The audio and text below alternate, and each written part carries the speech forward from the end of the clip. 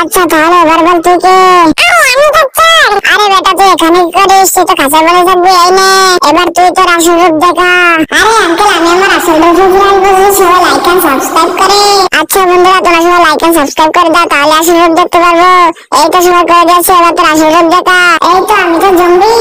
আরে বেটা তুই এখানে কি করিস? তুই তো খাঁচার মধ্যে থাকবি, এই নে।